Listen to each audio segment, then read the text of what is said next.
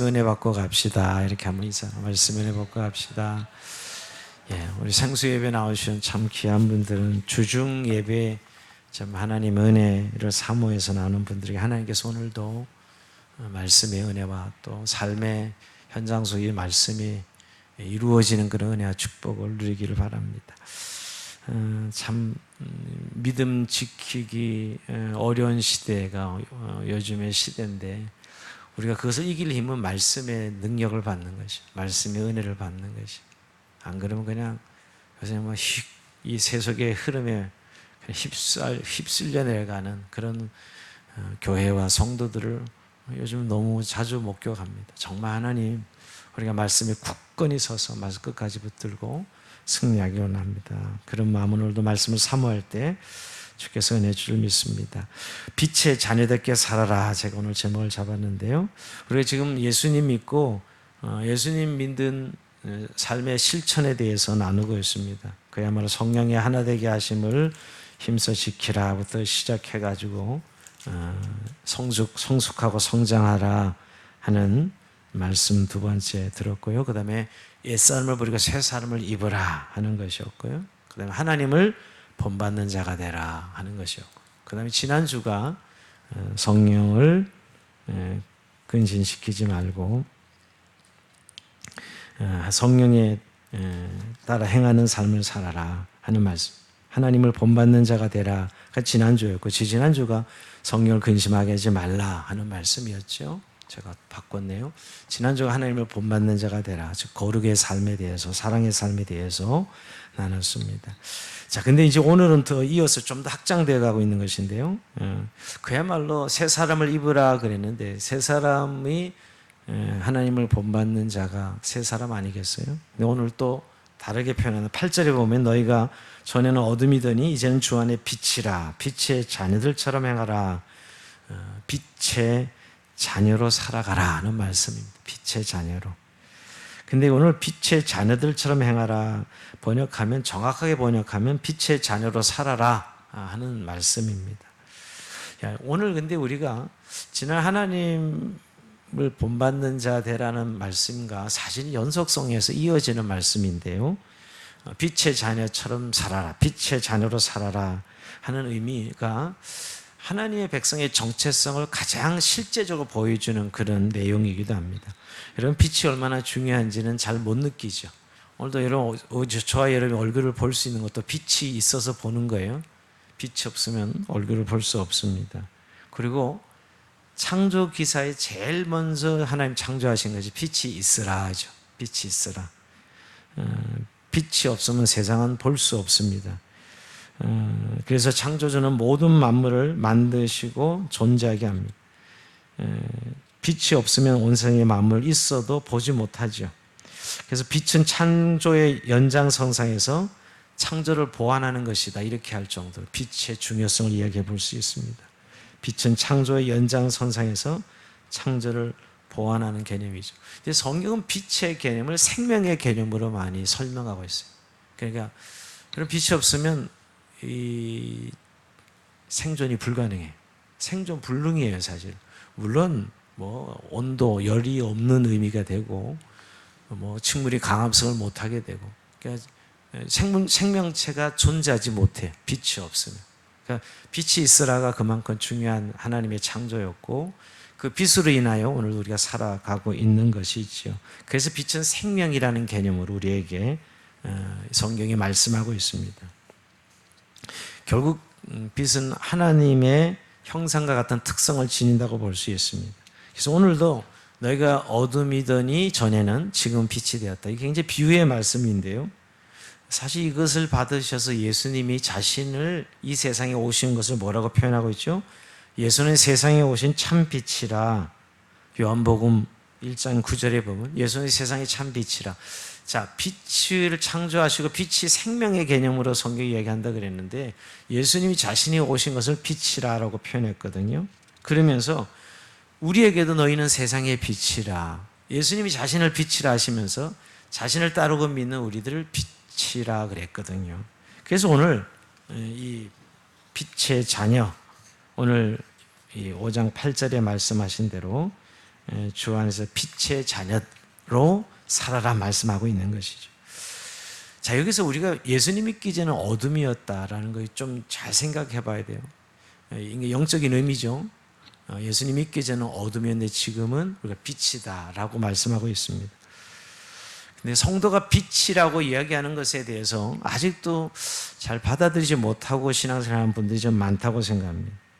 왜냐면 내가 뭐 그렇게 잘 신앙생활 잘하는 것도 아닌데 이런 생각하면 사실 빛이라고 말하기가 굉장히 어려워지는 것이죠. 근데 여러분, 전에는 어둠이더니 지금 빛이다 하는 것은 예수님 믿기 전에 우리가 어둠이었어요. 근데 예수 믿고 나서는 빛이라는 거예요. 이게 신분적 의미에서 말씀하는 것이지 우리의 수준적 의미에서 말씀하는 건 아니에요.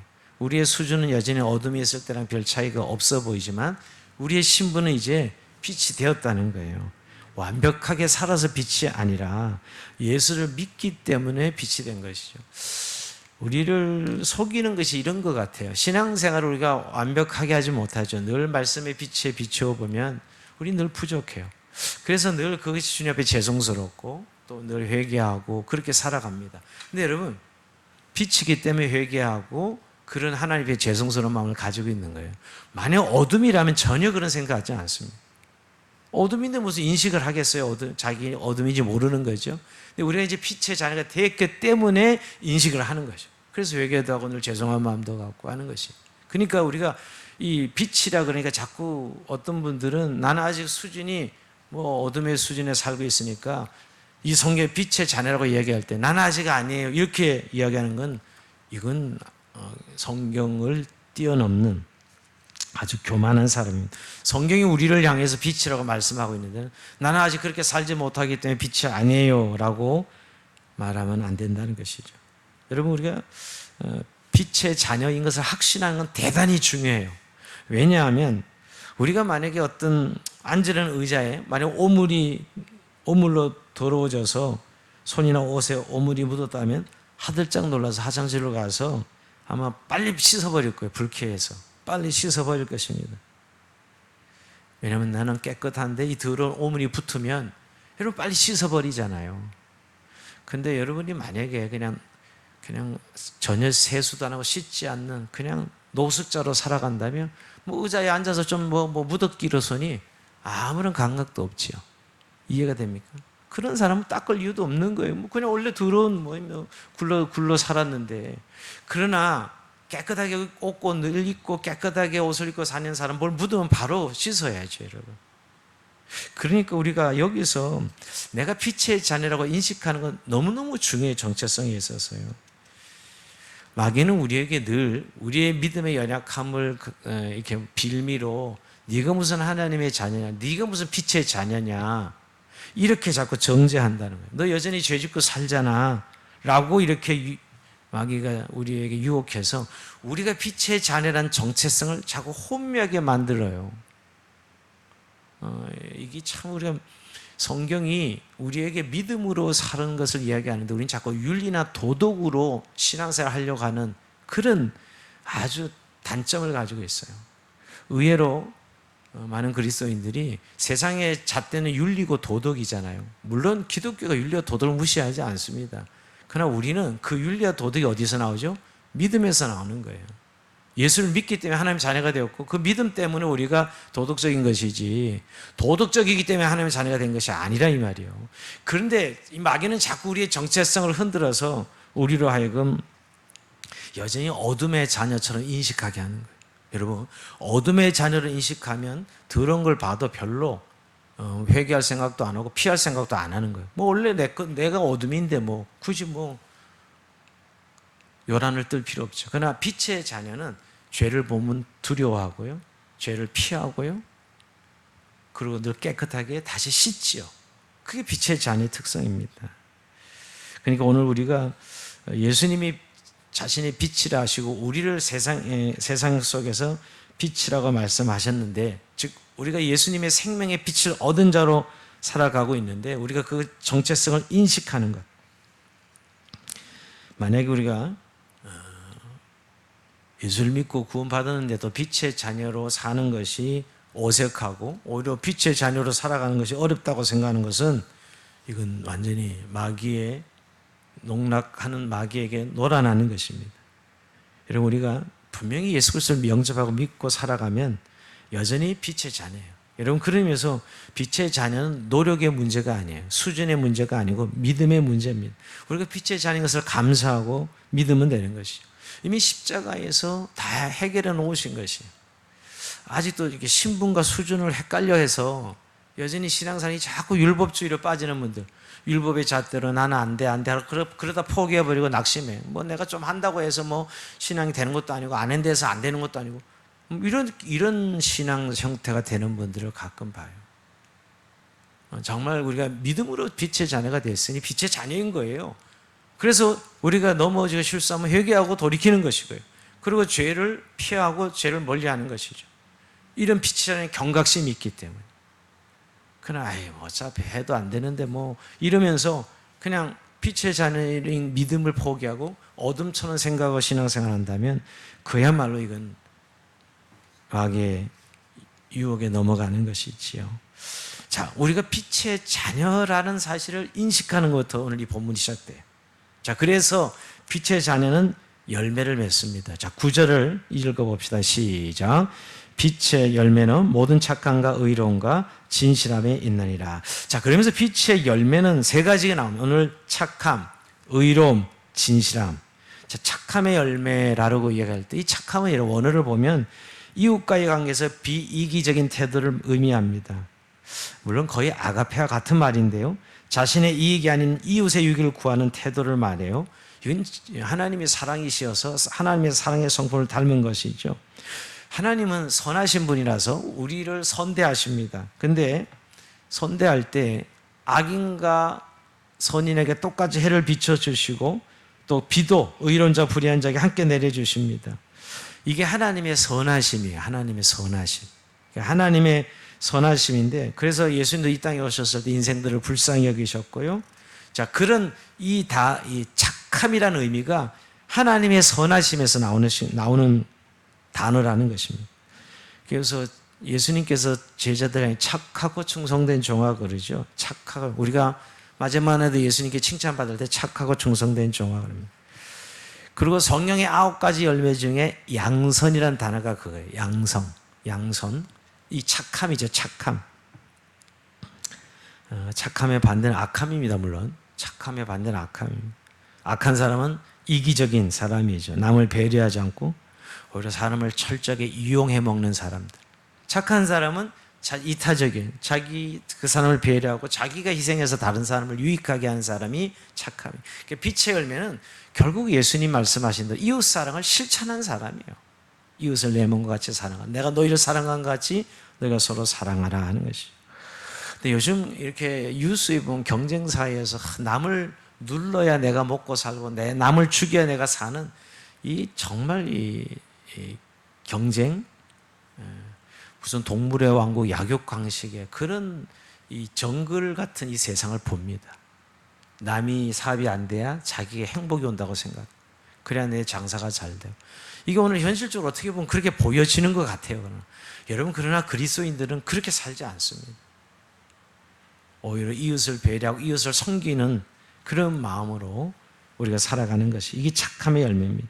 그래서 러시아의 문호 톨스토이는 이 세상에서 가장 중요한 것 3가지를 다음과 같이 이야기했습니다. 세상에서 가장 중요한 때는 바로 지금이고, 세상에서 가장 중요한 때는 바로 지금이고, 가장 중요한 사람은 지금 함께 있는 사람이며, 가장 중요한 일은 지금 곁에 있는 사람을 위해 좋은 일을 하는 것이다. 이게 톨스토이 얘기한 것인데요. 저는 이 말씀 가끔 이렇게 오늘 말씀 준비하면서 맞다. 지금 곁에 있는 사람을 위해 좋은 일을 하는 사람. 이게 빛의 자녀로서 선한 열매죠. 선한 열매. 거창한 게 아닙니다. 오늘 빛의 자녀들은 이 착함의 열매가 있다는 것이. 요즘 참 내 앞걸음도 어렵고 힘들게 살아가는데 이웃까지 배려하고 이웃까지 어떻게 우리가 신경을 씁니까? 이건 어둠의 사람들이 하는 이야기. 우리도 물론 늘 살아가는 게 힘들고 어렵지만 빛의 자녀들은 이 착함의 열매를 맺는 사람들, 빛이기 때문이죠. 그래서 이웃을 나도 어렵지만 이웃을 섬기고 이웃을 세우고 이웃을 향해서 착한 행실을 통해서 이웃을 세워가는 것이죠.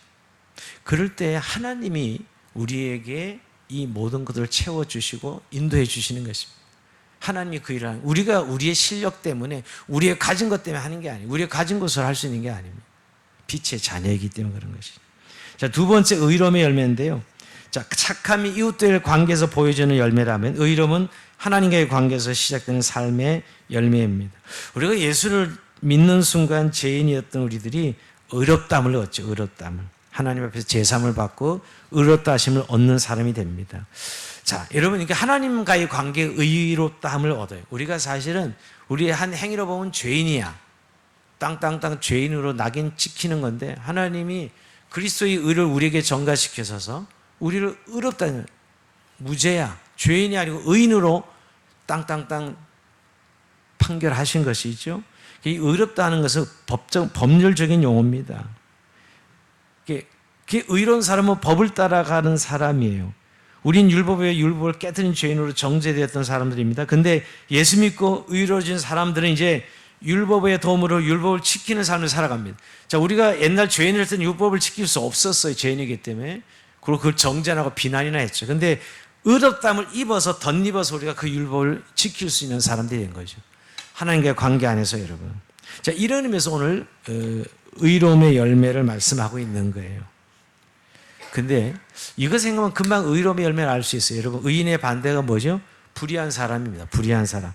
불의한 사람은 법을 무시하고 편법적인 걸 서슴지 않습니다.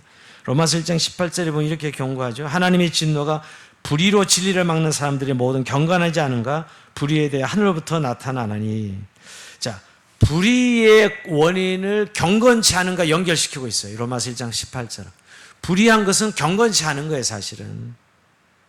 결국은 경건하지 않은 하나님 앞에 죄인이라는 거예요, 여러분. 경건하지 않기 때문에 불의를 행해. 근데 경건한 사람, 하나님께 의롭다함을 받은 사람은 의로운 행위를 하는 것이죠.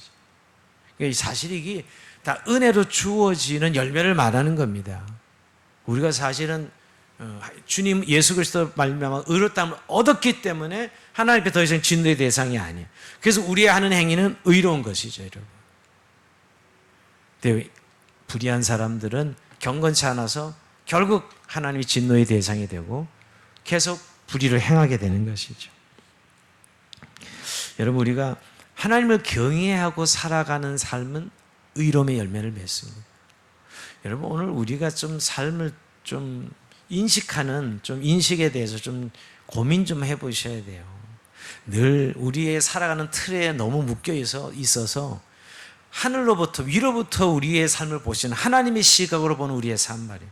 우리가 아까도 수준으로는 늘 죄인의 수준이 있지만 신분적으로 의롭다함을 받았듯이 우리의 삶도 결국은 어떻게 의로운 삶을 사느냐, 완벽해서 우리가 뭐 노력해서 애를 써서 하는 것이 아니라 의롭다함을 받았기 때문에 그 의가 전가된 의가 우리에게 있어서 하나님 앞에 의가 되는 삶을 살아가는 것이죠. 그게 바로 의로움의 열매다라고 볼 수 있습니다. 근데 그 의로움은 결국 어디서 나타나면요, 하나님을 경외하는 삶은 반드시 의로움의 삶을 삽니다. 왜냐하면 하나님의 시선으로 사람들을 이 세상 속에 우리가 살아가고 있기 때문이죠.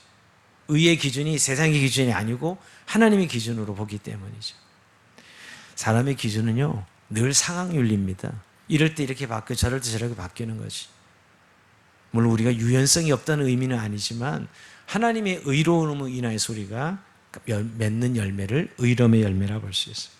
세 번째, 진실함의 열매입니다. 자, 착함과 의로움과 진실함도 하나님의 본질적인 속성에 속한 것입니다. 하나님을 진실하시다 그러지 않습니까? 진실의 반대는 거짓이죠. 여러분, 우리가 거짓 그러면 이 사단의 아비가 거짓의 아비입니다. 사단은 늘 사기치고 거짓말하는 자입니다.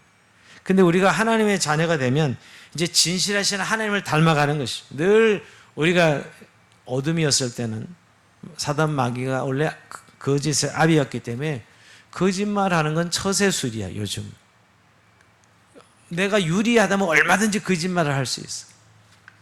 요새는 사실 법이 과연 정의가 있는가? 어쩔 때 정권이 이럴 때는 이게 죄야. 근데 정권이 바뀌면 죄가 아니야. 뭐 이런 식의 이 그리고 이 사람 말과 이 사람 말이 다른데 다 옳대. 분명 하나는 거짓을 말하고 있는 것인데 이게 얼마나 거짓스러운 세상인가를 알 수 있죠. 하나님은 진실하신 분이에요. 하나님이 진실하기 때문에 우리가 예수를 믿으면 그 하나님의 성품을 닮아서 우리가 진실한 행위, 진실한 말, 진실한 삶을 사는 것이죠. 그래서 오늘 이 진실함의 열매를 말씀하고 있습니다. 그런데 오늘 여러분 좀 약간 이런 부분들이 뭐 실제적으로 이야기하면 여러 가지 현상, 윤리적으로 말할 수 있으면 제가 윤리적 실천적으로 말하지 않냐고 이렇게 오늘 진실함, 착함, 의로움 이렇게 세 가지를 그냥 원론적으로 말씀드린 이유는 이게 다 하나님의 성품에서 주어진 거거든요. 하나님이 그런 분이기 때문에 지난주에 하나님을 닮으라 본받으라 그런 것처럼 그게 거룩이었고요. 그죠? 그리고 오늘도 사실은 이 빛의 자녀로 산다는 건 하나님의 성품대로 우리가 살아가는 삶을 말하는 것이에요. 그게 결국 예수님 닮는 삶이죠. 즉 그렇게 예수님을 닮아가는 삶으로 살아갈 때 하나님의 성품을 닮는 그런 삶을 살아가는 것입니다. 네, 우리는 이렇게 이야기하면 좀 더 쉬울 줄 몰라요. 너무 종교적인 이야기로 하고 싶어 하거든요. 예를 들면 뭐 교회 열심히 나오고 기도 열심히 하고 성경 열심히 보고 이런 것들로 뭐 이런 열매들을 제가 설명하지 않는 이유는 뭐 당연히 하나님의 자녀면 빛의 자녀면 말씀 열심히 읽고 성경 열심히 보고 하는 건 너무나 당연한 것이죠. 그런데 결국 내 삶의 현장 속에서 하나님을 닮았기 때문에 나오는 진실함, 의로움, 착함이 있느냐는 것이죠. 여러분 의외로 예수님 믿었는데 그 사람의 삶의 태도에서 참 그게 예수님을 느끼지 못한다는 이야기를 들을 때 아니 교회를 저렇게 오래 다녔는데 여전히 하나님의 성품에 관련된 이렇게 착함, 진실한 의로움에 나오는 삶의 태도가 아니라 여전히 자기 방법, 자기의 노력, 자기의 이런 거죠. 지혜롭게 사는 건 좀 사기치기도 하고 지혜롭게 사는 건 좀 얼렁뚱땅 넘어가기도 하고 그렇게 살아가잖아요. 세상 사람들. 오직 어떤 자기 정욕을 위해서 자기 목표를 위해서. 예수 믿고 이제 빛이 되면 우리가 하나님의 기준, 하나님의 의롭다움을 입어서 하나님의 기준대로 살아가려고 우리가 그 기준을 바라보고 믿음으로 행사하죠. 우리가 하나님의 성품을 진실하게 거짓말하면 넘어갈 수 있고 거짓말하면 좀 내게 편함이 올 수 있지만 거짓말할 수 없는 이런 삶의 태도예요. 저는 요즘은 우리가 교회가 없어서 전도가 안 되고 사람들 입으로 복음을 전하지 않아서 전도가 안 되는 게 아닙니다. 도대체 교회에서 하나님을 보기가 어렵다. 믿는 사람들에게서 하나님을 보기가 어렵다는 얘기를 종종 듣습니다. 물론 그들이 무슨 우리 인간에게 완벽을 요구하겠어요? 근데 오늘 이 삶의 태도에서 우리가 빛의 자녀라면 당연히 어둠이 아닌 아까 착함, 의로움, 진실함이 하나님의 성품이고 예수님의 성품이고 이런 태도가 우리 안에 너무너무 중요하죠. 즉 하나님 백성답게 살아가는 삶의 태도라는 거예요. 그것이 뭐 나타날 때는 여러 가지로 나타날 수 있는 것이죠.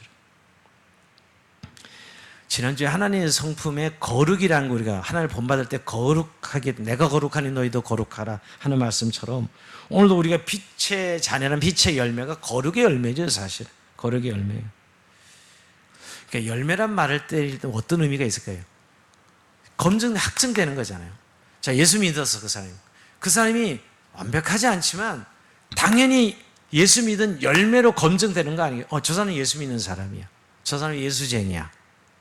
근데 그것이 그냥 단순히 교회 다니는 어떤 열정, 뭐 성경 열심히 보는 열정, 그리고 그것으로만 드러날 수는 없잖아요, 여러분. 물론 그게 중요한 한 부분이긴 합니다. 여러분, 정말 하나님의 성공을 살아가는 사람이 교회 생활 제대로 못하고 하나님 말씀을 예배 생활 제대로 안 하는 사람들이 어떻게 그런 삶을 살아갈 수 있겠어요? 근데 제가 말하는 건 정말 가정에서 이웃에 느끼는 사람들, 회사 같이 다닐 때 회사 직원 동료가 또 우리 가정에서 남편과 아내 자녀들이 우리를 볼 때 정말 빛의 자녀야 라고 느끼는 것은 바로 이런 열매가 있을 때 이걸로 검증되는 것이죠. 그래서 여러분 우리가 그러면서 우리 안에 분명히 수준적으로는 여전히 나는 부족해, 진실하지 못한 부분이 있어. 나는 여전히 착함의 열매보다는 내 이기적인 태도로 살아가려고 하는 태도가 있어. 나는 여전히 의롭다 하면서도 늘 그 기준이 내 삶의 내 욕망적 기준이 더 앞서고 내 인간적 기준이 더 앞선다는 이런 생각을 많이 하지요. 그래서 하나님 우리에게 성화라는 과정을 통해서 이거를 이 어둠의 흔적들 아니에요? 다 그것들이 어둠의 흔적들인데 그 어둠을 드러내서 빛으로 바꾸라고 말씀하고 있습니다. 자, 이게 11절에 13절의 말씀입니다. 자, 11절부터 볼까요? 읽어봅시다. 시작. 너희는 열매 없는 어둠 일에 참여하지 말고 도리어 책망하라. 그들이 은밀히 행하는 것들은 말하기도 부끄러운 것들이라. 그러나 책망을 받는 모든 것은 빛으로 말미암아 드러나나니 드러나는 것마다 빛이니라. 자, 여기서 여러분 중요한 건 이제 우리가 빛의 자녀 이런 열매를 맺어야 되는 삶인데 실제로 우리가 적용에 있어서는 예전에 어둠이었을 때 행하던 일을 우리에게 다시 죄를 짓고 하는 우리의 모습을 발견하게 됩니다. 그럴 때 그 어둠을 드러내라, 까발리라는 거예요. 왜? 우리가 빛이기 때문에. 어둠이 드러나야 치유가 되고 회복이 되고 빛의 열매를 맺을 수 있다는 거예요. 본문은 적극적으로 11절에 보면 너니 열매 없는 어둠의 일을 참여하지 말고 도리어 책망하라. 참여하지 말고 적고자 책망을 명령하고 있습니다. 왜냐하면 이런 일들은 어둠의 일이 부끄럽고 수치스러운 일이기 때문이지요. 여러분 만약 책망하지 않으면 계속 어둠을 이렇게 숨기고 살아가고 있다는 거예요. 여러분 이게 굉장히 중요한 것 같아요. 우리가 빛의 자녀로 살아가는 삶의 이 모습 속에 오늘 어둠의 일을 책망하고 드러내라는 거예요. 아마 부끄러운 일들은 사람들 보는 앞에서 행하지 못할 거예요. 여러분 그죠? 그러지 않겠어요? 여러분? 여러 사람인데 부끄러운 일 하겠어요? 그러니까 드러내라는 거야. 까발리라는 거야. 그래서 그럴 때 그것이 빛으로 바뀐다라고 말씀하고 있는 거죠. 노출시키라는 거예요. 그러니까 어둠의 일에 있을 때 책망을 받아 깨우치면 빛으로 나오게 된다라고 말씀하고 있는 것이. 그래서 13절에 그러나 책망을 받는 모든 것은 빛으로 나타나니 나타나는 것마다 빛이니라 이렇게 말씀하고 있는 거예요. 책망받는 것은 빛으로 변한다는 거예요. 누가 누구를 책망하는 이야기가 아니라요. 자기 자신 안에서 그것이 어둠을 드러낼 때 어둠은 자꾸 숨고 가리고 안 들키려 하는 것 특성이 있거든요. 근데 빛이라는 것을 드러내라는 거예요. 책망하라는 겁니다. 노출시키라는 거예요. 그럴 때 빛으로 드러나는 것이죠. 이게 말이 쉽지는 않아요. 우리가 늘 어둠의 영역을 그대로 간직하고 삽니다. 드러내기만 하면 다 빛으로 바뀌는데 왜? 우리가 빛의 자녀이기 때문에 그 열등감 한번 까발리면 해소되는 건데 끝까지 뭐 어디 내가 언제 뭐 못했던 거, 뭐 대학에 떨어졌던 거, 누구한테 그 실수했던 거, 그거 늘 자기 상처를 가지고 있는 거예요. 근데 한번 헤이 뭐 너희들이 어떻게 생각하든 어떻게 내가 내 자신에게든 한번 드러내면 그 열등감 싹 치료되거든요, 여러분. 근데 대부분 제가 이렇게 그 사람의 상처의 얘기를 들어보면 어릴 때 겪었던 여러 가지 일들이 그 사람을 웅크리고 앉아 있는 거예요. 그걸 한번 드러냈으면 다 치유되고 회복되는 것인데 물론 이건 굉장히 내면적인 내적 치유를 하는 부분이기도 하고요. 행동적인 것보다 마찬가지입니다. 우리가 하는 행동이 다른 사람이 부끄러운 일이야. 근데 여러분 한번 사람 있을 때 한번 해보십시오. 더 이상 이 짓 내가 하면 안 되는 일이구나.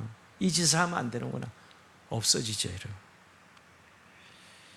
어둠을 드러내라고 이야기합니다. 어떻게 보면 마음의 쓴뿌리를 드러내라는 것이 어둠의 일을 책망에 드러내라는 것이죠. 그래야 빛으로 드러나기 때문입니다. 여러분 근데 어둠이라고 느꼈을 때 빛을 피하여 도망가든가 아니면 빛 앞에 드러내서 부끄럽지만 정리하는 이 두 가지 선택을 해요. 근데 대부분 우리가 도망가서 그냥 해결하려고 하는 것이죠. 여러분. 저는 참 우리 안에 맞닥뜨리면 다 해결되는 일인데 대부분 도망가는 방법으로 해결하려고 합니다. 참 이 인간이 이 질긴 본성이에요. 저는 이런 부분에 좀 많이 이렇게 묵상한 적이 있습니다. 참 이거 한번 드러내서 한번 부딪히면 해결되는 건데 그렇게 해결하지 않고 계속 도망가다가 어쩔 수 없이 부딪히면 그때서 포기하는 거예요. 그것도 하나의 은혜이긴 은혜입니다. 결국은 드러내서 부끄럽게 느껴져야 아니 자기 자존심 지켜지는 거 그렇게 중요하고 자기 삶을 변화시키는 거 안 중요해요? 사실 한번 자존심 꺾이고 한번 드러나면 그 다음부터는 그런 일들은 일어나지 않는 일들입니다. 그런 일이 많습니다. 근데 대부분 자기 자존심 지키느라고 그냥 또 넘어가 계속 그 어둠의 일을 자기가 간직하고 살아가는 그런 그리스도인들이 있다는 것이죠. 근데 여러분 그게 결정적인 것은 마귀의 밥이 돼요. 항상 그런 어둠을 숨겨놨을 때 마귀가 항상 그 미끼를 가지고 이제 우리를 흔들거든요. 우리의 삶을 흔들고 우리의 생활을 흔들어서 결국은 다시 에이 뭐 이래 내가 이렇게 예수 믿어서 뭐 그렇게도 되는 것도 아니에요. 낙심이 찾아와요.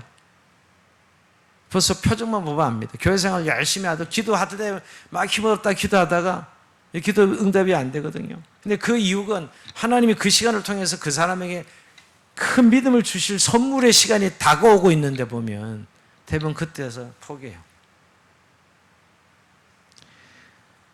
오늘 우리가 흔히 프라이버시라고 말하는 것들, 또 어떤 이런 우리의 문화에 보면 지금 예를 들면 제가 흔히 방문화 있잖아요. 노래방, 뭐 PC방, 찜질방, 우리나라 방문화 그러는데 이렇게 다 감추는 거예요. 안 드러나게 하는 겁니다.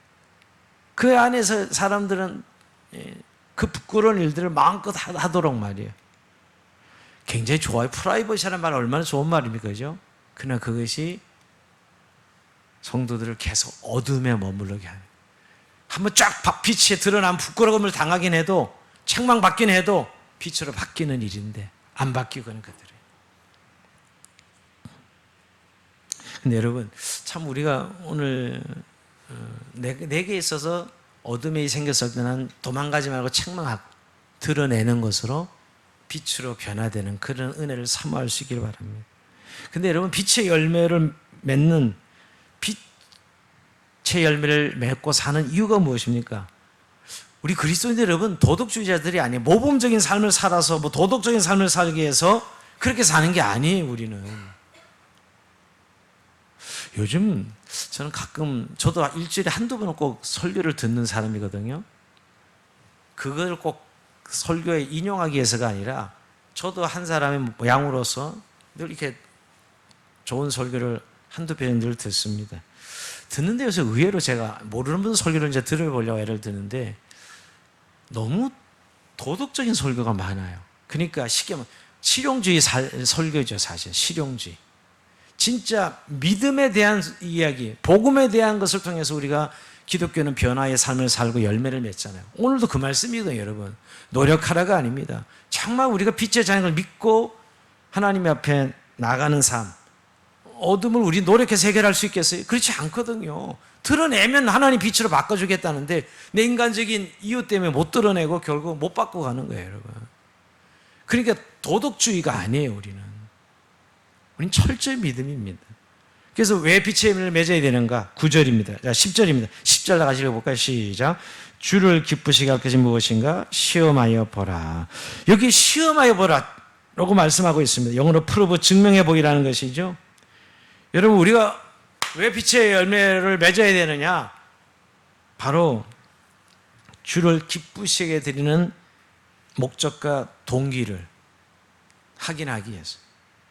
여러분 결국 우리가 내가 하는 모든 삶의 이유가 주님을 기쁘시게 하는 이유와 목적이 분명한가?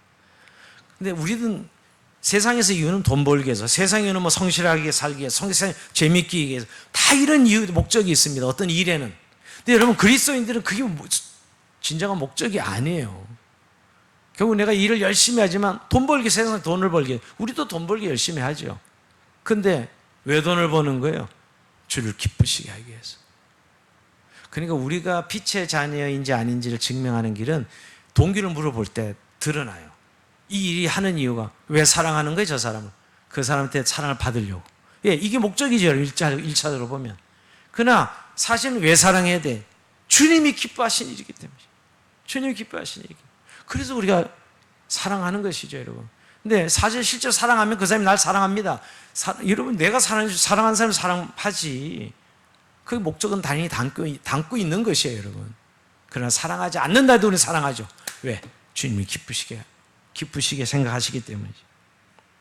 그러니까 결국 여러분 우리가 열매 그러면 너무 눈에 드러나는 것, 내한테 좋아지는 열매를 생각이 참 쉬운데 사실 외적으로 드러나지 않는 열매가 더 많습니다.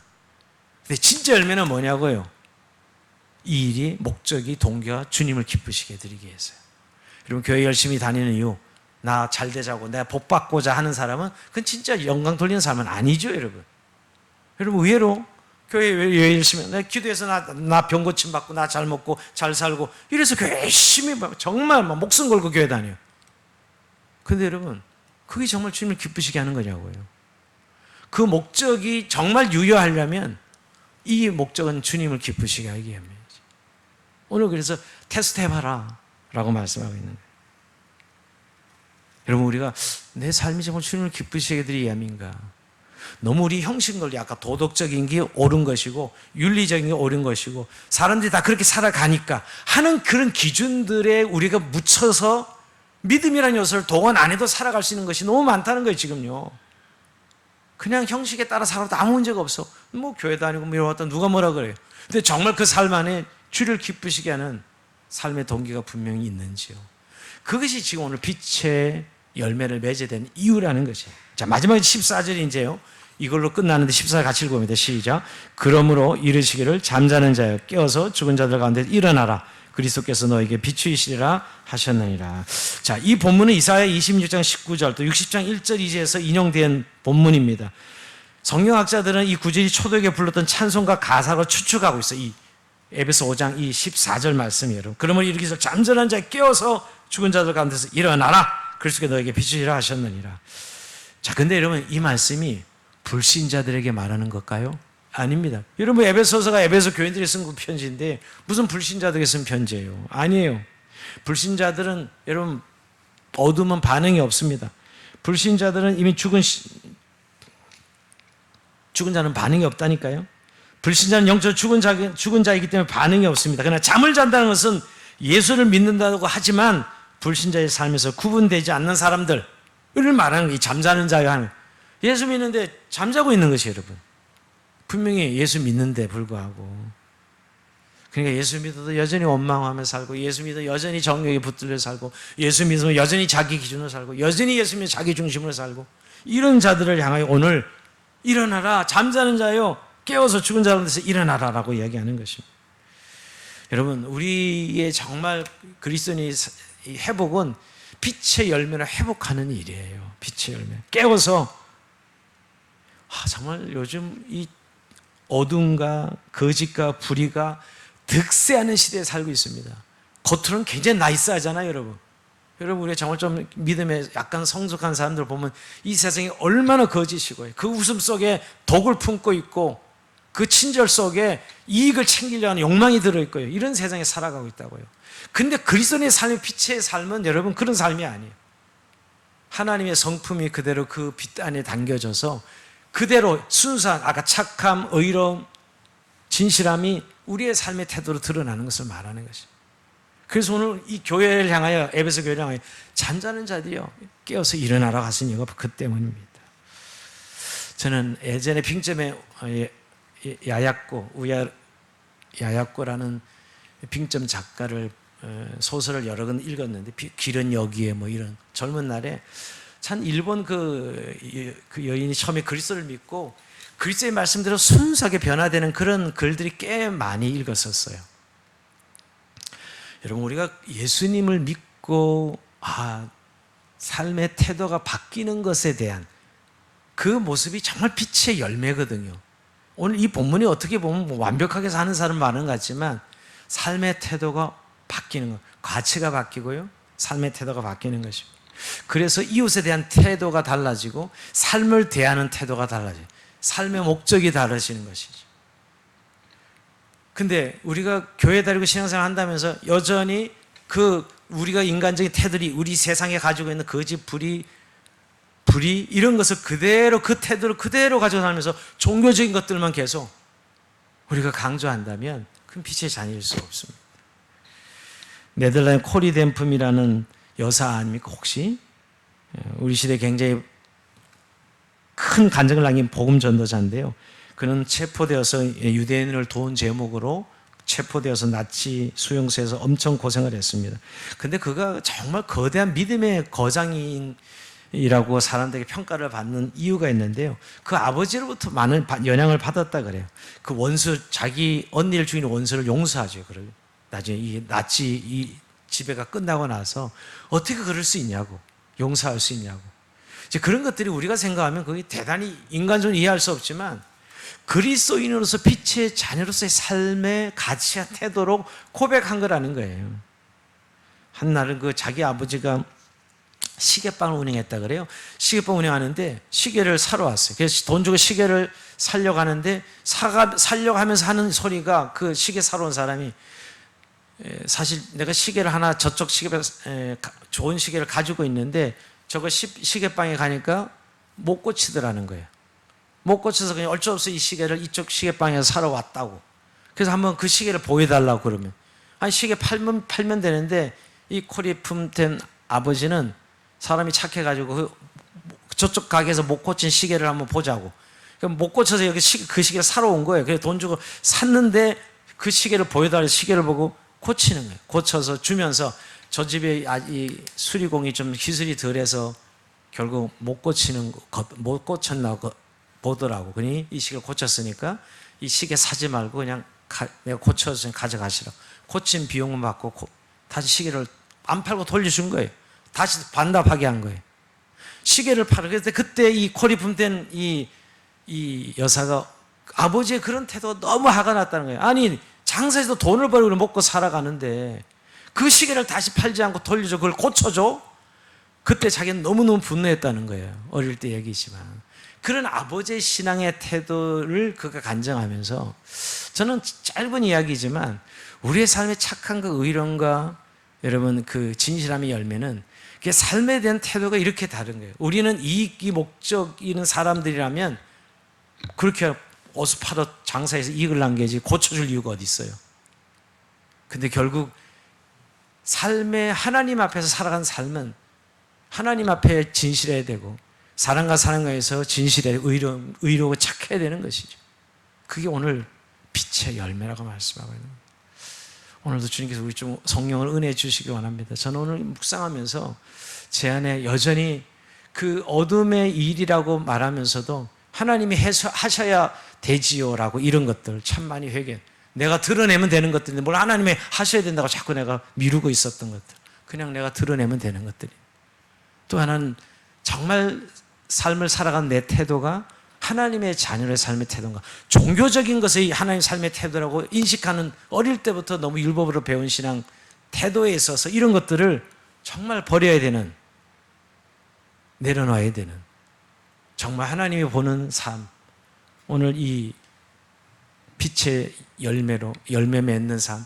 내가 빛이 너희가 세상의 빛이다. 산 위에 내가 너희를 두었다. 등경에 빛을 두지 누가 빛을 등경 아래에 가려놓겠냐 이 말이에요. 저 여러분 하나님이 이 세상에 그렇게 두셨다고 말씀하고 있습니다. 오늘 이런 은혜를 누리는 저의 삶이 되길 주의 이름으로 축원드립니다. 저 우리 찬송하면서 주님 앞에 오늘 믿음을 구합시다. 빛의 자녀로서의 삶을 살아갈 수 있는 믿음을 구합시다. 주님 당신은 사랑의 빛,